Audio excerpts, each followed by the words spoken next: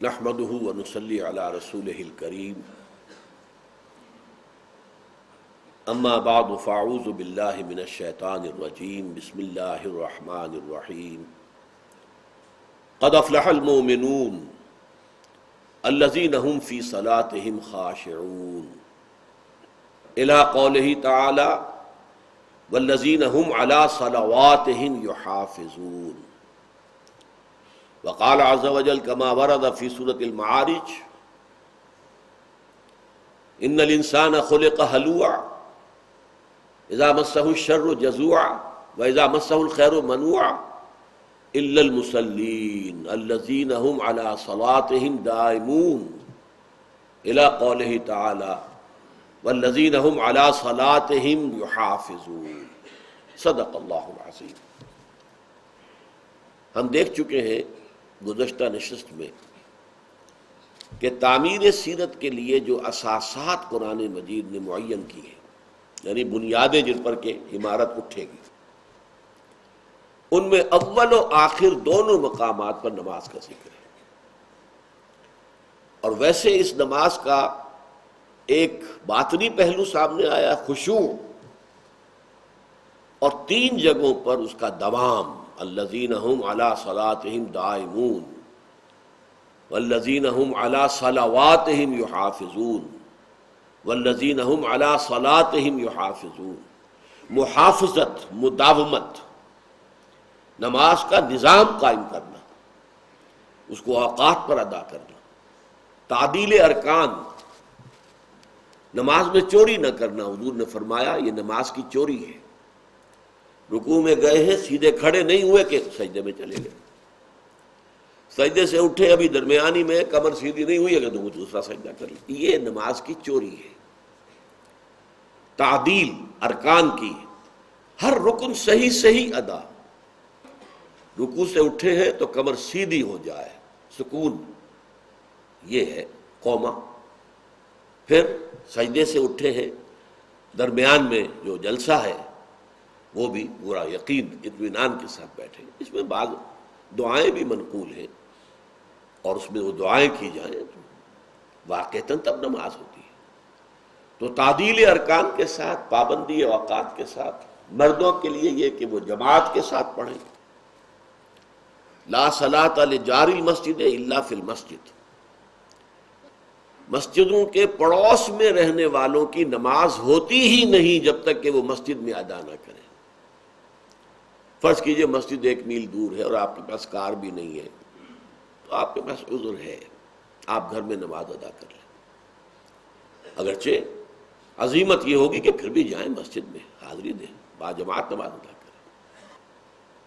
لیکن یہ کہ جو جاری مسجد ہے، مسجد کا پڑوسی، مسجد کے قریب، آسانی سے انسان چل کر وہاں جا سکتا ہے، اس کی نماز گھر میں ہوگی ہی نہیں۔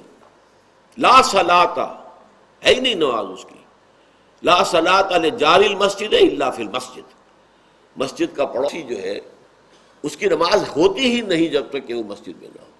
یہ حدیث نبوی ہے صلی اللہ علیہ وسلم۔ بہرحال اس وقت میں چاہتا ہوں کہ نماز کی کچھ حقیقت پر ہم غور کریں۔ یہ صلاۃ کا لفظ جو ہے، 2 رائے ہیں اس کے بارے میں، یا تو یہ ناقص واوی ہے یا ناقص یائی ہے۔ ناقص کہتے ہیں اس مادے کو جس کے آخر میں حروف علت میں سے کوئی آ جائے، واو، الف، یا۔ اگر یہ ناقص واوی ہے، صاد، لام، واو، صلوات جب آیا تو معلوم ہوا کہ یہ واو کے ساتھ ہے۔ اس کا مفہوم ہوتا ہے کسی کی طرف متوجہ ہونا۔ اب یہ توجہ جو ہے 2 رخ کی ہوتی ہے، اپنے سے بڑے کی طرف تعظیم کے ساتھ، ادب کے ساتھ، اور اپنے سے چھوٹے کی طرف شفقت کے ساتھ، رحمت کے ساتھ۔ اسی سے لفظ بنا ہے نا، ان اللہ و ملائکتہ یصلون علی النبی،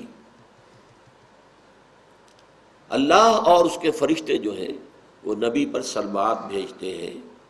یہ صاد، لام، واو ہے۔ ظاہر بات ہے کہ اس سے مراد رحمت ہے، شفقت ہے، عنایت ہے۔ اور یہ معاملہ صرف نبی کا نہیں ہے، یہ بھی نوٹ کر لیجئے ہمارے ہاں، کیونکہ بہرحال حضور کی شان میں یہ الفاظ اس طریقے سے آئے ہیں تو وہ تو بہت عام ہے۔ قرآن مجید میں اسی سورہ احزاب میں هو الذی یصلی علیکم وملائکتہ لِيُخْرِجَكُم مِّنَ الظُّلُمَاتِ إِلَى النُّورِ، اے اہل ایمان، وہی ہے اللہ جو تم پر صلات بھیجتا ہے اور اس کے فرشتے بھی، وہی بات، ان اللہ وملائکتہ یصلون علی النبی یا ایھا الذین آمنوا صلوا علیہ وسلموا تسلیما۔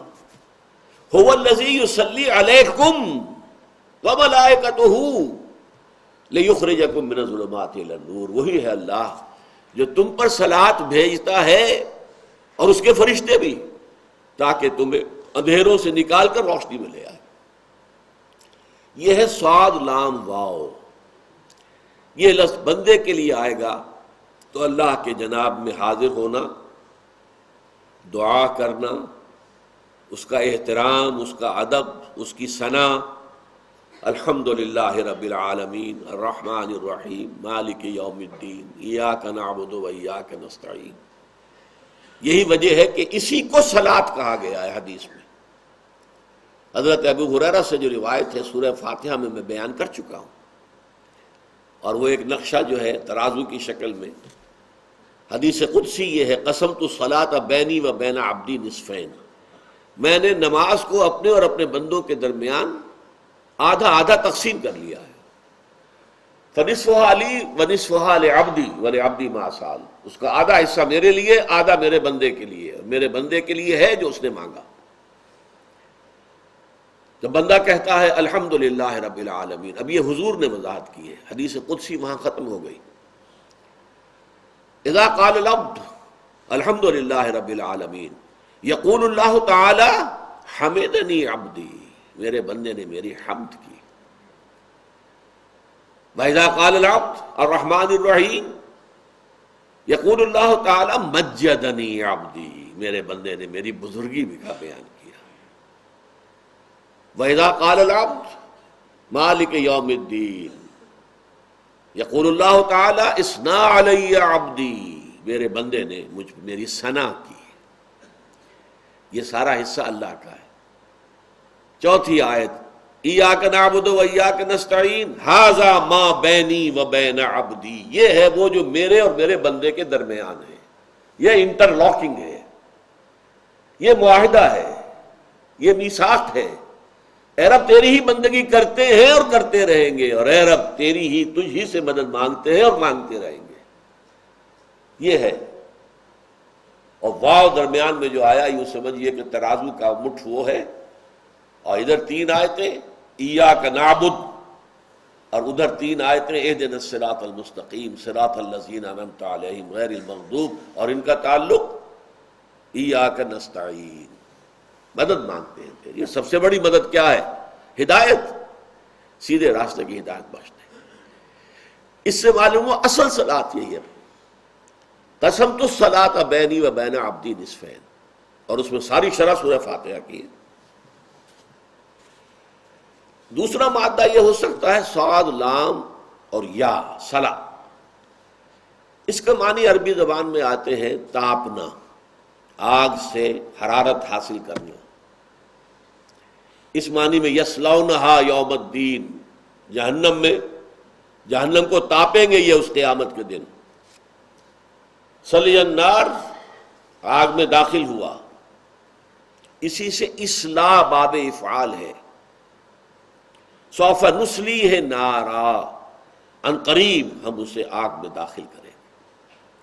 اب ان دونوں کے اعتبار سے جو مفہوم بنتا ہے وہ یہ ہے کہ صلاۃ کا اصل مفہوم اللہ سے ہم کلام ہونا، اللہ سے دعا کرنا، اللہ سے مخاطب ہونا، اللہ سے استغفار، اللہ کے سامنے توبہ کرنا، یہ ہے صلاۃ کا اصل مفہوم۔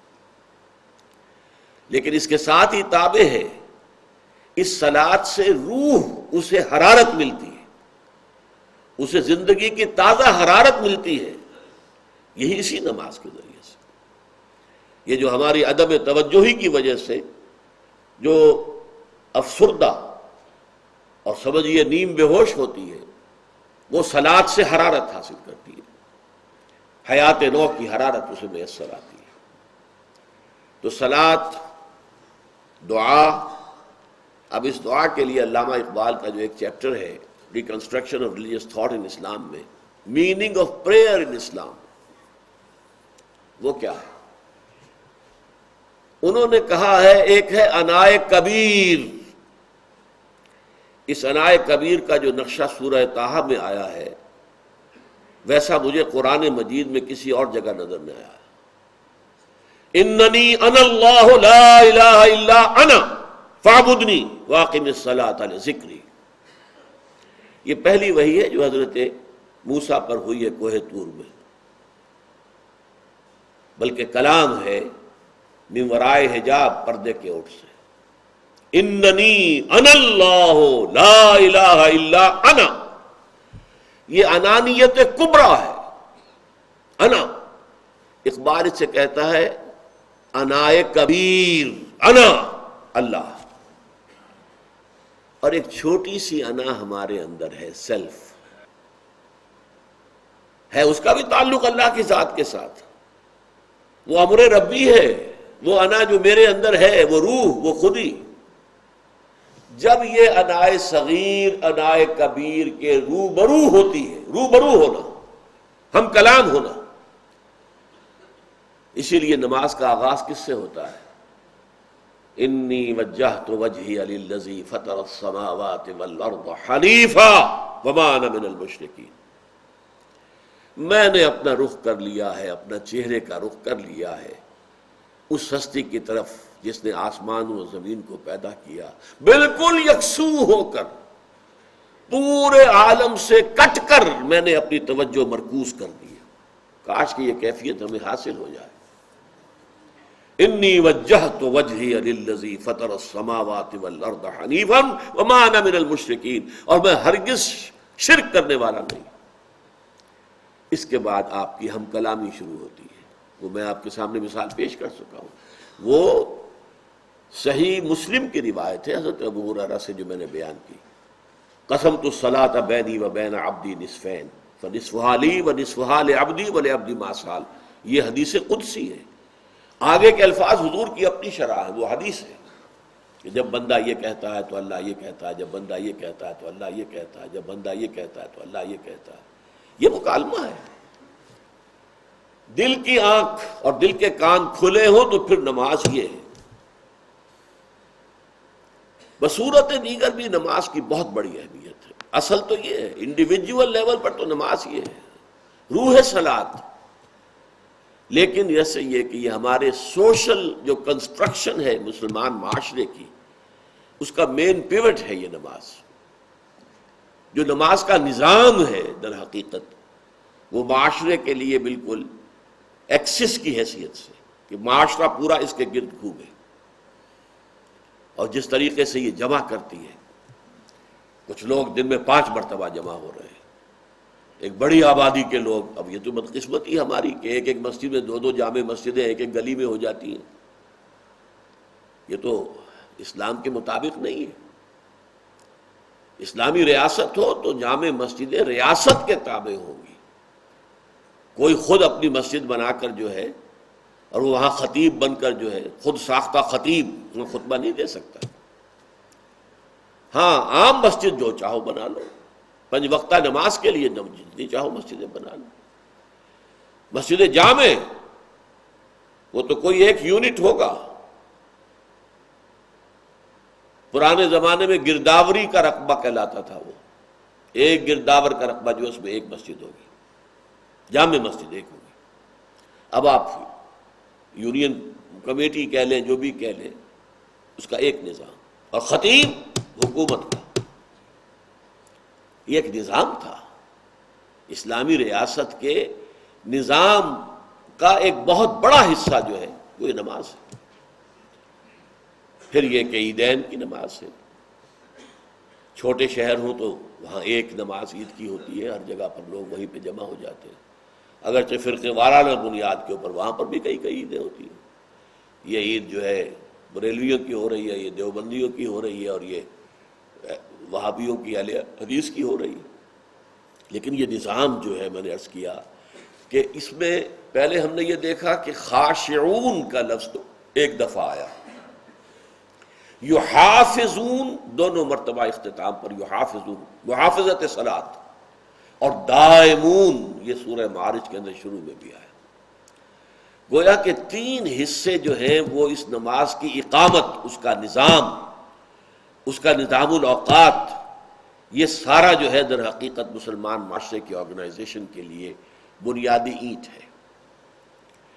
قد افلح المؤمنون الذین هم فی صلاتهم خاشعون والذین هم عن اللغو معرضون۔ دوسری شرط، وہ لوگ کہ جو لغو سے اعراض کرنے والے ہیں۔ دیکھیے، گناہ سے اعراض کا لفظ نہیں کہا گیا یہاں تو چونکہ ایک بندہ مومن کی سیرت کی تعمیر کا نقشہ لایا جا رہا ہے۔ ایمان کے ساتھ معصیت تو گئی، ایمان آیا معصیت گئی، ایمان آیا گناہ گیا، لہذا اس کی ضرورت نہیں ہے۔ اب اس سے اگلی بات ہو رہی ہے، والذین هم عن اللغو معرضون، وہ لوگ کہ جو لغو سے اعراض کرتے ہیں۔ لغو معصیت نہیں ہے، لغو وہ شے ہے جس سے نہ کوئی دنیاوی ضرورت پوری ہو رہی ہو اور نہ ہی اخروی ثواب حاصل ہو رہا ہو۔ بیٹھے تلوار تاش کھیل رہے ہیں، آپ کی کون سی دنیاوی ضرورت پوری ہو رہی؟ اگر یہ وقت فارغ تھا، اللہ کو یاد کیا ہوتا، اللہ کا کلام پڑھتے، جنت میں بوٹے لگاتے اپنے، تو بندہ مومن کا معاملہ یہ اچھی طرح سمجھ لیجئے، وقت کا سب سے بڑا قدردان بندہ مومن ہے۔ اس کی وجہ کیا ہے؟ ایک عام انسان جو آخرت کو نہیں جانتا، وہ سمجھتا بس زندگی ہے، گزارنی ہے، تو کبھی کوئی خاص کام نہیں ہے، کوئی پیس ٹائم ہونا چاہیے، کوئی ہابی ہونی چاہیے، کوئی وقت کو گزارنا ہے۔ ٹو کل ٹائم لفظ استعمال ہوتا ہے، اونلی ٹو کل ٹائم، وقت کو قتل کر رہا ہے۔ بندہ مومن کے نزدیک یہ وقت جو ہے، یہ وقت اگرچہ بظاہر محدود ہے، حقیقتاً لامحدود ہے۔ کیوں؟ اس دنیا میں جو کمائی کرو گے اس کے نتائج لامحدود زندگی میں نکلنے والے ہیں، تو پوٹینشلی یہ زندگی لامحدود ہو گئی نا۔ آپ نے اس محدود زندگی میں خیر کمایا، لامحدود زندگی میں اس کا اجر و ثواب ملے گا۔ اگر آپ نے دنیا کی زندگی میں شر کمایا تو غیر محدود زندگی، ابد الآباد تک کی زندگی میں اس کی سزا ملے گی۔ لہذا وقت کا سب سے بڑا، الوقت سیف القاطع، یہ وقت جو ہے یہ تو کاٹ دینے والی تلوار ہے اور دوڑتا ہے۔ غافل تجھے گھڑیال یہ دیتا ہے منادی، گردوں نے گھڑی عمر کی ایک اور گھٹا دی۔ تم سمجھتے ہو عمر بڑھ رہی ہے، بڑھ کر نہیں، گھٹ رہی ہے۔ اگر 80 سال کی عمر میں موت آنی ہے اور تم ابھی 71 کے ہو گئے ہو تو اور کم ہو گئی نا، 10 کی بجائے 9 رہ گئے، اگلے سال 8 رہ جائیں گے۔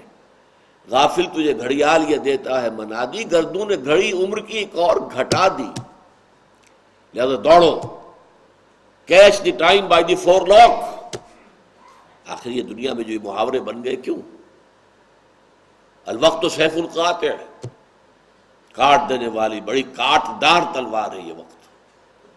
لہذا وقت کا سب سے بڑا قدر شناس بندہ مومن ہے، وہ لغو کام میں اس وقت کو نہیں لگا سکتا۔ اسی لیے بڑی پیاری حدیث ہے حضرت ابو ہریرہ سے رضی اللہ تعالی عنہ، ان رسول اللہ صلی اللہ علیہ وسلم قال من حسن الاسلام المرء ترکہ ما لا یعنیہ، ایک انسان کے اسلام کی خوبی یہ بھی ہے کہ ہر اس شے کو چھوڑ دے جس کا کوئی فائدہ نہیں۔ فائدہ یا دنیا کا کوئی ضرورت آپ کی پوری ہو رہی ہے، معاش کے لیے آپ جدوجہد کر رہے ہیں، وہ آپ کی ضرورت دنیا کی ہے، اس پوری کر رہے ہیں۔ یا پھر اگر وقت ہے اللہ کو یاد کرو، اللہ کے ساتھ تصور لو لگاؤ، اللہ سے ہم کلام ہو، اللہ کا کلام پڑھو، ذکر کرو، قرآن پڑھو۔ تو والذین هم عن اللغو معرضون، وہ لوگ کہ جو لغو سے اعراض کرنے والے۔ اب یہاں نوٹ کیجئے کہ اس کے مقابل سورہ معارج میں کیا آیا، والذین یصدقون بیوم الدین، چونکہ اس وقت کا تعلق قیامت کے ساتھ میں نے آپ کو بتایا ہے، اخروی زندگی جو ہمیشہ کی زندگی ہے، اور یہ زندگی اسی کی تمہید ہے، الدنیا مزرعۃ الآخرہ۔ والذین یصدقون بیوم الدین والذین هم من عذاب ربهم مشفقون ان عذاب ربهم غیر مامون۔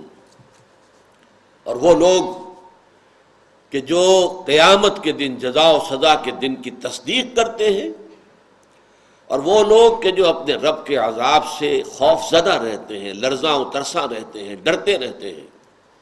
ان عذاب ربهم غیر مامون، اور اس میں کوئی شک نہیں ہے کہ ان کے رب کا عذاب ایسی شے نہیں ہے جس سے انسان امن میں ہو سکے، نچند ہو جائے، بے فکرہ ہو جائے، غیر مامون۔ اس کا تعلق ہے اس سے کہ والذین هم عن اللغو معرضون۔ اگر یہ آخرت کا یقین ہے، اگر آخرت کے عذاب کی فکر ہے، تو لازماً اس دنیا کا ایک ایک وقت، ایک ایک منٹ، ایک ایک لمحہ جو تمہارے پاس ہے، ٹھیک ہے تمہارے جسم کو استراحت کی بھی ضرورت ہے، تو نیند بھی ہے، وَإِنَّ لِنَفْسِكَ عَلَيْكَ حَقٌّ، تمہارے نفس کا بھی تم پر ایک حق ہے۔ وہ حقوق ادا کرنے میں جو وقت صرف ہو رہا ہے وہ ٹھیک ہے، لیکن یہ کہ یہ جس کو ہم کہتے ہیں خام خواہ کے پیس ٹائم، وقت گزارنا، کلنگ دی ٹائم، یہ چیز جو ہے یہ اسلام اور ایمان کے ساتھ اور بندہ مومن کی شخصیت کی تعمیر کے پروگرام کے ساتھ کوئی مناسبت نہیں ہے۔ والذین هم للزکاۃ فاعلون، اور وہ لوگ کہ جو زکوٰۃ پر مسلسل عمل پیرا رہتے ہیں۔ یہاں یہ نوٹ کیجئے، قرآن مجید میں اکثر جگہ ایتاء زکوٰۃ آتا ہے، یؤتون الزکاۃ، یقیمون الصلاۃ ویؤتون الزکاۃ، اقیموا الصلاۃ وآتوا الزکاۃ، ایتاء۔ یہ واحد مقام ہے جہاں پر فاعلون کہا گیا، للزکاۃ فاعلون، اور وہ لوگ کہ جو زکوٰۃ پر ہر دم کاربند رہتے ہیں۔ یہ چونکہ مکی صورت ہے، مکی صورت میں زکوٰۃ کا وہ نظام جو مدینے میں جا کر قائم ہوا وہ اٹھا ہی نہیں، ابھی نہ کوئی نصاب کا تعین تھا، نہ مقدار کا تعین تھا، کتنی زکوٰۃ ادا کرنی ہے، کتنا سونا ہو تو زکوٰۃ واجب ہوگی، کتنی چاندی ہو تو زکوٰۃ واجب، کچھ ذکر ہی نہیں۔ لہذا زکوٰۃ ایک معین عبادت کے طور پر مکے میں فرض نہیں ہوئی، بلکہ یہ تو جا کر مدینے میں فرض ہوئی۔ البتہ زکوٰۃ کا مفہوم کیا ہے؟ زکوٰۃ کہتے ہیں پاک کرنے کو، یا کسی شے کے ارتقاء میں جو رکاوٹ ہے اسے دور کرنے کو۔ اس کا ایگزیکٹ سینس سمجھ لیجئے، ایک باغبان ہے، اس نے باغیچہ لگایا ہے، کچھ پھل والے درخت ہیں یا پودے ہیں اور کچھ پھول والے ہیں، یہ تو اس نے خود لگائے ہیں، چاہتا ہے، مطلوب ہے۔ کچھ وہاں پر گھاس اور جھاڑ جھنکاڑ خود اگا جاتا ہے، خود رو۔ وہ باغبان آتا ہے، کھرپا ہاتھ میں لیتا ہے، اس خودرو گھاس آس پاس کے پودوں کو وہ کاٹتا ہے، پھینک دیتا ہے۔ کیوں؟ جو بھی سورج کی تمازت ہے، جو بھی ہوا میں آکسیجن ہے، وہ ساری میرے ان پودوں کے لیے ہونی چاہیے جنہیں میں چاہتا ہوں کہ پروان چڑھے۔ یہ گھاس اور یہ جو جھاڑ جھکاڑ ہے یہ اس میں سے حصہ وصول کر رہا ہے، گویا کہ اس کی ترقی کے راستے میں رکاوٹ ہے۔ باغبان کا یہ عمل جو ہے یہ در حقیقت تزکیہ ہے، اس کا اس عربوں کے ہاں یہ تزکیہ تھا۔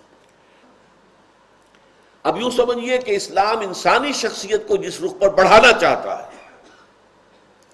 اس کا سب سے بڑا بریک جو ہے، جو شخصیت کو ادھر نہیں بڑھنے دیتا، وہ حب مال ہے، مال کی محبت۔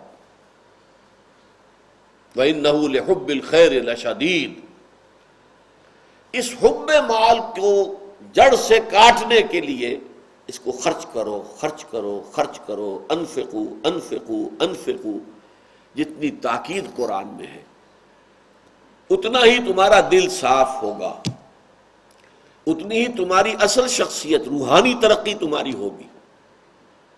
اس لیے یہاں پر زکوٰۃ کا لفظ جو آیا ہے وہ اپنے لغوی مفہوم میں مسلسل خرچ کرنا۔ ویسے یہ کہ جب وہ نظام بن گیا تو اس کے اوپر بھی حضور نے فرمایا صلی اللہ علیہ وسلم، ان فی المال لحقا سوی الزکوٰۃ، لوگوں یہ نہ سمجھ بیٹھنا کہ تم نے اپنے مال میں سے اگر زکوٰۃ دے دی ہے تو بس حق سارا ادا ہو گیا، نہیں، تمہارے مالوں میں حق ہے زکوٰۃ کے علاوہ بھی۔ اور آیت آپ نے پڑھی جو ہمارے منتخب نصاب کا درس نمبر 2 ہے، لیس البر ان تولوا وجوہکم قبل المشرق والمغرب ولکن البر من آمن باللہ والیوم الآخر والملائکۃ والکتاب والنبیین وآتى المال على حبه ذوی القربى والیتامى والمساکین وابن السبیل والسائلین وفی الرقاب وَأَقَامَ الصَّلَاةَ وَآتَى الزَّكَاةَ، زکوٰۃ علیحدہ ہے اور اس سے پہلے ایتاء مال غرباء پر، یتیموں پر، مساکین پر، وہ علیحدہ ہے۔ اس کو دلیل کے طور پر حضور نے کوٹ کیا ہے۔ اسے تم سمجھ لو کہ ان فی المال لحقا سوی الزکاۃ۔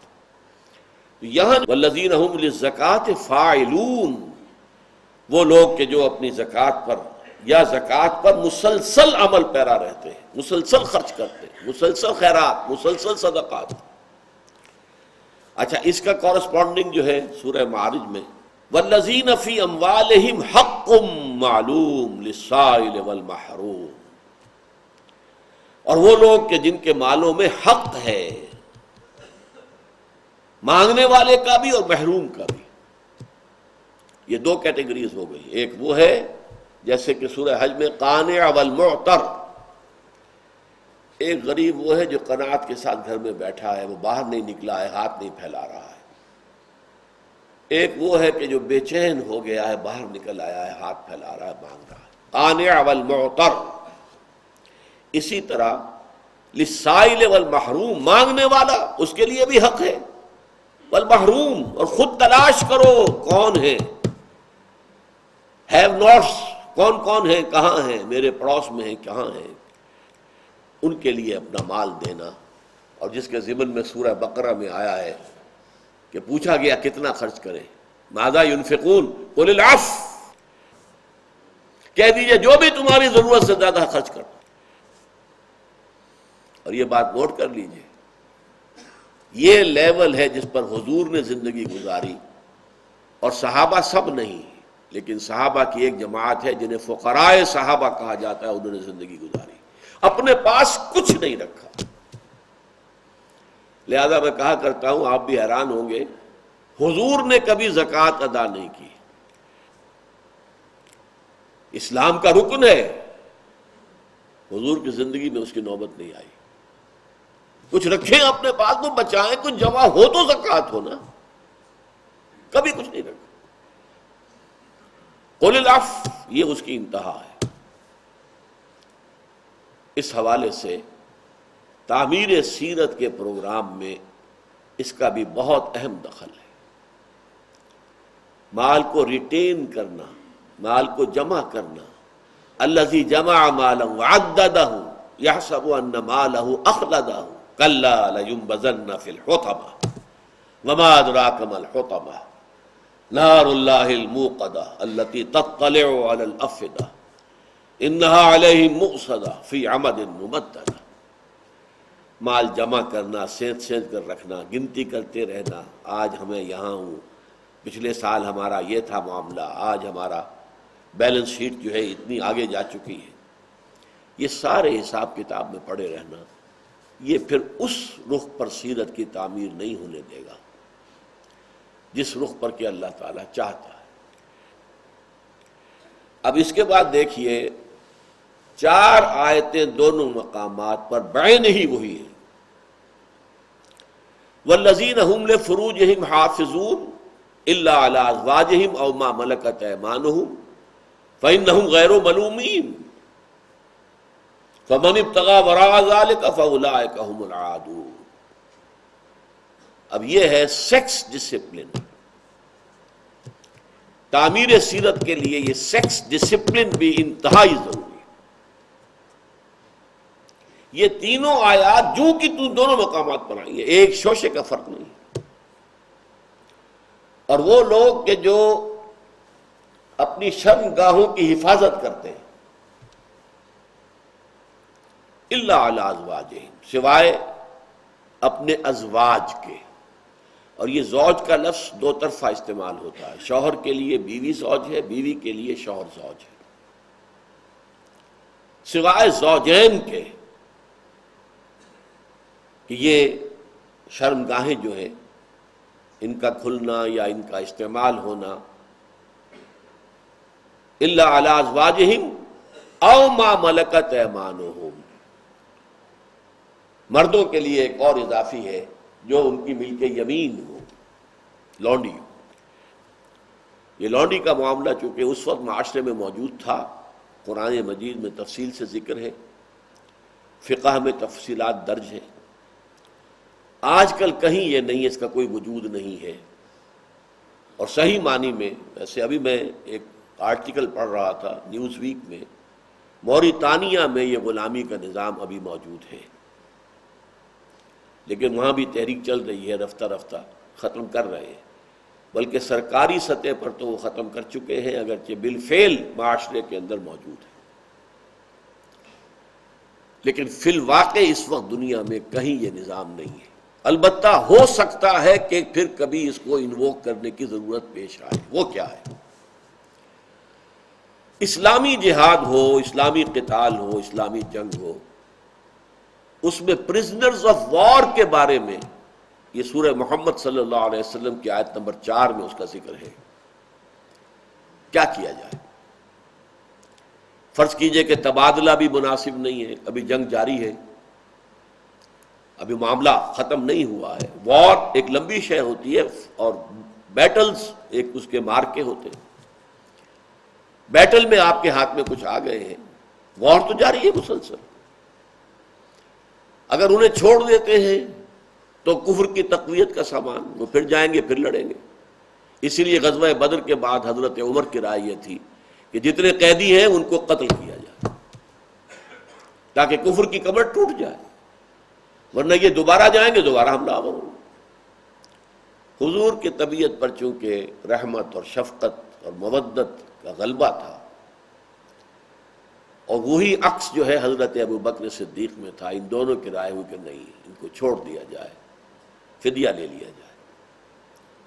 لیکن آپ کو معلوم ہے سورہ انفال میں اس پر گرفت آ گئی۔ حضرت عمر کی رائے کو اللہ تعالیٰ نے صحیح قرار دیا کہ جب تک کفر کی کمر نہ ٹوٹ جائے، اسخنتموہم، جب تک کہ تم ان کو کچل کر رکھ دو، جان نہ رہے، اس کے بعد جو چاہو کرو، فدیہ لے کر چھوڑ دو، یا ویسے ہی اما منن بعد و اما فدان، فدیہ لے کر یا احسان رکھ کر چھوڑ دو، اس لیے کہ اب کفر میں وہ ہمت ہی نہیں ہے کہ وہ کھڑا ہو سکے۔ جب تک وہ مقابلہ ابھی جاری ہے اس وقت تک اب ان کا کیا کیا جائے؟ ایک تو یہ کہ کنسنٹریشن کیمپس کے اندر رکھ دیا جائے۔ اسلام نے بہتر یہ حساب دیا ہے، انہیں اسلامی معاشرے کے اندر پھیلا دیا جائے۔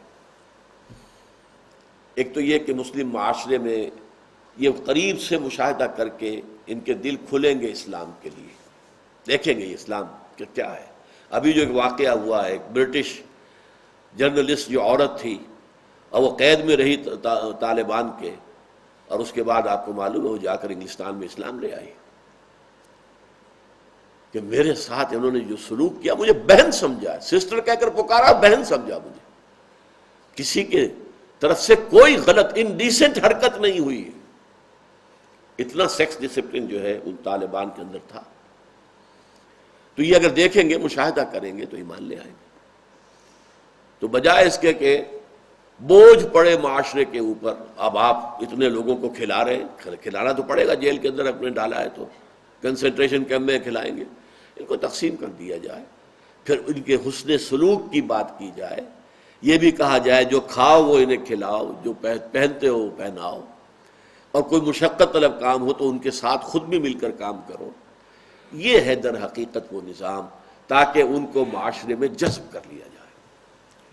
اور اس کی کوئی ایبولیشن نہیں آئی ہے، قرآن مجید میں کوئی آیت نہیں ہے جس میں یہ بات طے ہو جائے کہ اب آئندہ سے سلیوری ایبولشڈ، نو۔ کیوں؟ آخری زمانے میں جو جنگیں ہونی ہیں، حضرت مہدی کی آمد کے بعد، حضرت مسیح کے نزول کے بعد، میں سمجھتا ہوں کہ اس وقت پھر وہ حالات پیدا ہو جائیں گے جہاں کہ ان آیات کا استعمال ضروری ہو جائے گا جو میں نے عرض کیا ہے کہ سورہ محمد کے اندر آیت نمبر 4 کی حیثیت سے۔ بہرحال اس وقت کا موضوع یہ ہے کہ سیکس ڈسپلن کوئی اور شکل جو ہے اپنی سیکشول ارج کو پورا کرنے کے لیے استعمال نہ کی جائے، سوائے وہ جائز راستہ بیویوں کے یا بیویوں کے لیے شوہر، اور مردوں کے لیے صرف، عورتوں کے لیے غلاموں سے سیکشول کانٹیکٹ جائز نہیں ہے، لیکن مرد جو ہیں وہ اپنی کنیزوں کے ساتھ یہ تعلق رکھ سکتے ہیں۔ اگر اولاد ہو جائے گی تو وہ برابر ہوگی، آزاد بیوی کی اولاد اور ایک باندی کی اولاد، ان کے سٹیٹس میں کوئی فرق نہیں ہو، اور ایک دفعہ کسی باندی کے ہاں اگر اولاد ہو گئی تو اب آپ اسے فروخت نہیں کر سکتے، وہ در حقیقت اب جو ہے مسلم معاشرے کا ایسا جز بن گئی ہے کہ وہ فروخت نہیں ہوگی۔ ام العبد اسے کہتے ہیں، تو اس حوالے سے ان کا ایک درجہ بدل جاتا ہے۔ تو والذین هم لفروجہم حافظون الا علی ازواجہم او ما ملکت ایمانہم فانہم غیر ملومین، اس لیے کہ ان پر کوئی ملامت نہیں ہے۔ یہاں نفی ہو رہی ہے رہبانیت کی۔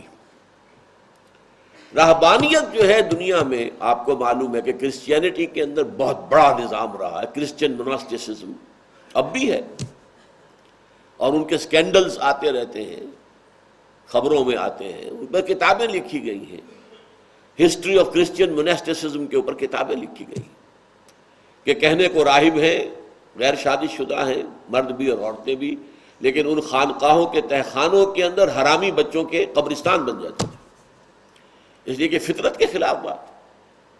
لیکن یہ کہ ان کا فلسفہ یہی ہے کہ جو شخص شادی کرتا ہے اور اپنی جنسی خواہش پوری کرتا ہے وہ پھر ایک گھٹیا درجے کا شہری ہے، گھٹیا درجے کا کرسچن ہے۔ اصل کرسچن وہ ہے جو شادی نہیں کرتا، اونچا ان کا درجہ ہے۔ یہی ہندوؤں کے سنیاسی، سنیاسی کون ہوتے ہیں؟ یہی بدھ مت میں ہے، بھکشو، وہ شادی نہیں کریں گے۔ قرآن نے بات کی ہے کہ جو فطرت کی بات ہے کہ یہ فطرت کا تقاضا ہے، جیسا پیٹ کھانے کو مانگتا ہے ایسے ہی تمہاری جنسی تقاضا ہے۔ اللہ نے کھانے کی چیزوں میں بھی حرام مقرر کر دیا، مت کھاؤ یہ، باقی میں سے حلال میں سے کھاؤ۔ قل من حرم زینۃ اللہ التی اخرج لعبادہ والطیبات من الرزق، کس نے حرام کیا؟ اسی طریقے سے یہ طبعی تقاضا انسان کے اندر جو ہے اس کو بھی پورا کرنے کے لیے شادی کا راستہ کھول دیا ہے۔ مردوں کے لیے 4 تک مثنیٰ و ثلاثہ و رباع راستہ کھول دیا، لہذا انہم غیر ملومین، اس میں کوئی ملامت والی بات نہیں۔ فمن ابتغى وراء ذلك فاولئک هم العادون، اور جو بھی کوئی چاہے گا اس کے سوا تو وہی ہے کہ جو حد سے گزرنے والے ہیں۔ ان 2 صورتوں کے علاوہ جو بھی ہے وہ شریعت کی روح سے جائز نہیں ہے، اگرچہ جواز کے درجے جو ہے وہ ذرا مختلف ہو سکتے ہیں، شناعت اور برائی کے درجے۔ اب زنا ہے وہ سب سے بڑا معاملہ ہے، لیکن یہ سوڈمی جو ہے وہ اس سے کم تر شے ہے، اس لیے کہ زنا میں تو نسب کا معاملہ بھی جو ہے وہ مشکوک ہوتا ہے، دوسرا طرف جو ہے یہ عمل قوم لوط جو ہے اس میں وہ معاملہ نہیں ہے۔ پھر ایک استمناء بالید ہے، ہاتھ سے اپنی وہ خواہش پوری کر لینا، اس کے بارے میں جواز کا بھی فتویٰ ہے کہ اگر کوئی شخص نکاح کی صلاحیت نہیں رکھتا، پیسے نہیں ہیں، وہ مہر نہیں دے سکتا، اور ساتھ ہی یہ کہ اپنی شہوت کے اوپر پوری طرح قابو نہیں پا سکتا، وہ نہیں رک سکتا، تو اگر اس حد تک استمناء بالید جسے کہتے ہیں اگر پورا کر لے تو اس پر ملامت نہیں ہوگی، لیکن یہ کہ پسندیدہ نہیں ہے۔ اسی طرح کہا گیا ہے کہ لونڈیوں کے ساتھ نکاح نہ کرو، کوشش کرو، اور زیادہ اگر زور ہے شہوت کا تو روزے رکھا کرو تاکہ وہ شہوت کا زور ٹوٹ جائے، لیکن جو نہ کر سکے وہ لونڈیوں سے نکاح کر لے، اس کی اجازت بھی دے دی گئی۔ تو اس طریقے سے جیسے کہ شریعت میں ہوتا ہے کہ ایک شے فرض ہے، پھر واجب ہے، پھر مسنون ہے، پھر مندوب ہے، مباح ہے، یہ اتنے درجے ہیں. اسی طریقے سے حرام ہے، اور پھر مکروہ ہے، تحریمی ہے، پھر مکروہ ہے، تنزیہی ہے، یہ درجے ہیں. لیکن بہرحال پسندیدہ نہیں ہے. صحیح معاملہ، پسندیدہ معاملہ صرف یہ ہے والذین هم لفروجہم حافظون الا علی ازواجہم او ما ملکت ایمانہم فانہم غیر ملومین فمن ابتغى وراء ذلک فاولئک هم العادون. جو اس سے زیادہ کچھ چاہیں گے تو وہ بہرحال حد سے گزرنے والے ہیں، وہ حدود سے باہر تجاوز کر رہے ہیں. تجاوز کے اندر کتنا تجاوز ہے، کس حد تک ہے، یہ اس کا معاملہ علیحدہ ہے. تجاوز ہے. والذین هم لاماناتہم وعہدہم راعون، اور وہ لوگ جو اپنی امانتوں اور عہد کی پوری پوری پاسداری کرتے ہیں. یہ آیت بھی جوں کی تو ہے دونوں مقامات پر، سورہ مومنون میں بھی اور سورہ معارج میں بھی. تو یہ 4 آیتیں میں نے عرض کیا تھا کہ جوں کی تو ہے. اپنی امانتوں کا لحاظ کرنا، اپنے عہد کو پورا کرنا. اور یہ 2 چیزیں جو ایڈ کی گئی ہیں، تو ایک حدیث نبوی جو ہے اس کے اندر بڑی خوبصورت سی تذکرہ موجود ہے. یہ حضرت انس ابن مالک سے روایت ہے رضی اللہ تعالی عنہ، جو 10 برس حضور کے خادم خاص رہے. وہ فرماتے ہیں قلما خطبنا رسول اللہ صلی اللہ علیہ وسلم الا قال، کبھی شاذ ہی ایسا ہوا ہوگا کہ حضور نے ہمیں خطبہ دیا ہو اور یہ الفاظ نہ کہے ہو لا ایمان لمن لا امانت لہ ولا دین لمن لا عہد لہ. جس شخص میں امانت داری کا وصف نہیں، اس کا کوئی ایمان نہیں. وہ سمجھا کرے اپنے آپ کو بڑا مومن اور متقی، امانت دار اگر نہیں ہے خیانت کرتا. اب یہ امانت بہت وسیع کانسیپٹ ہے. المستشار و مؤتمن، جس سے مشورہ کیا جاتا ہے، وہ بھی ایک طرح سے امانت رکھوائی جاتی ہے. صحیح مشورہ اپنی ثواب دید کے مطابق دینا لازم ہے. انما المجالس بالامانات، مجلسیں ہیں تو اس کے اندر امانت ہے. آپ نے ایک مجلس میں ایک بات سنی تھی، جا کر اسی طریقے سے دوسری جگہ بیان کر دی، یہ ٹھیک نہیں ہے. سوچ سمجھ کر انسان کو بات کرنی چاہیے. پھر یہ عہدے ہیں، سرکاری عہدے ہیں، اختیارات ہیں، یہ سب امانتیں ہیں. اب یہ ووٹ ہے، بہت بڑی امانت ہے آج کے دور میں. تو جو لوگ اپنی امانتوں کی بھی رعایت کرتے ہیں، حفاظت کرتے ہیں، اور جو عہد کر دیا، یہ تو ہمارا دوسرا سبق جو تھا. وہ لوگ جو کہ اپنے عہد کو پورا کرتے ہیں، جبکہ والموفون بعہدہم اذا عاہدوا، جب معاہدہ ہو جائے تو پورا کرنے والے. اب اس کا اختتام جو ہو رہا ہے سورہ مومنون میں اولئک هم الوارثون، یہ لوگ ہوں گے وارث کس چیز کے؟ الذین یرثون الفردوس، جو جنت الفردوس کے وارث ہوں گے. ہم فیہا خالدون، اور اس میں ہمیشہ ہمیش رہیں گے. اور سورہ معارج صرف ایک جملے میں اولئک فی جنات مکرمون، یہ وہ لوگ ہوں گے کہ جو جنتوں کے اندر جن کو اعزاز جن کا کیا جائے گا. اور ان دونوں سے پہلے دونوں جگہوں پر والذین هم علی صلواتہم یحافظون اور والذین هم علی صلاتہم یحافظون، صرف اتنا فرق ہے. وہ لوگ جو اپنی نمازوں کی محافظت کرتے ہیں، وہ لوگ جو اپنی نماز کی محافظت کرتے ہیں. اللہم ربنا اجعلنا منہم، اللہم ربنا اجعلنا منہم، اللہم ربنا اجعلنا منہم، آمین یا رب العالمین.